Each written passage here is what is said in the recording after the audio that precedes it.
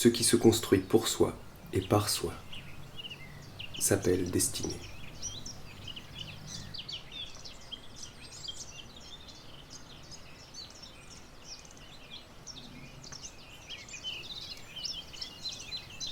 Nous nous laissons déposséder de notre seule richesse,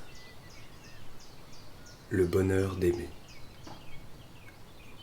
Ce qui est aimé est toujours vivant.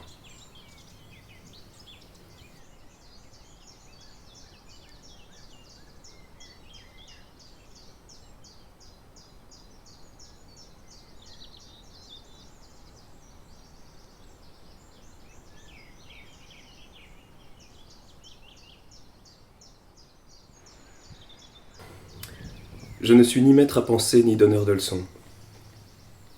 Je souhaite seulement que chacun apprenne à mener son existence selon ses désirs et en ce qu'elle a de plus riche. L'expérience de l'homme en voie d'humanisation, s'affranchissant de ce qui le réduit à l'état de marchandise.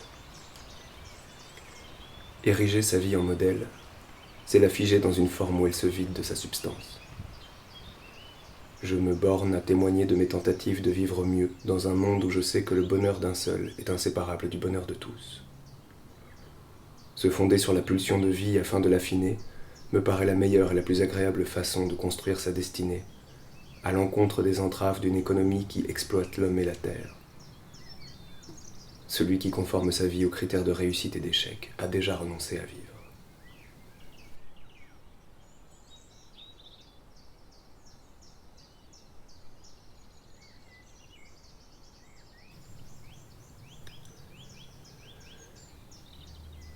L'expérience vécue, quand elle ne se donne pas pour exemplaire mais s'interroge sur ses errements afin d'en tirer l'esquisse d'un bonheur à inventer, reste la pierre de touche de ce qui s'entreprend en faveur d'une société plus humaine.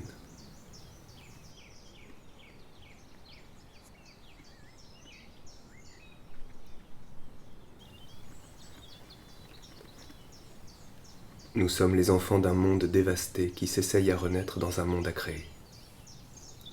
Apprendre à devenir humain est la seule radicalité.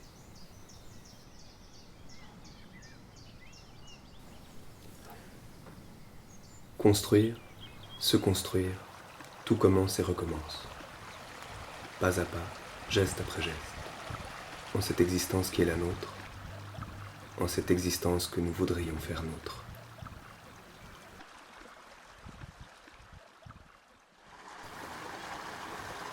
Le ciel a perdu ses attraits.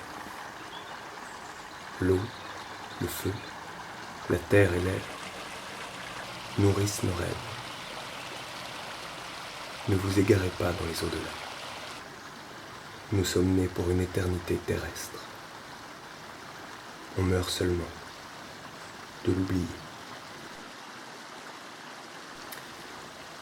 Un petit livre, comme il s'en écrit aujourd'hui pour les enfants, m'a ôté, à la veille d'une rencontre, la triple angoisse des parcs que nourrissent toujours avec zèle les préjugés qui nous sont défavorables. À un petit garçon qui la contemple dans un zoo, une hyène dit « Si tu m'emmènes chez toi prendre un thé, je me transformerai en princesse. » Le petit garçon l'invite, lui offre du thé et des cadeaux. Alors la hyène avoue piteusement « Il n'est pas vrai que je puisse me transformer en princesse. » « Je le savais, » dit le petit garçon. Et, sans poser de questions, ils partent au petit bonheur d'où naissent les grands.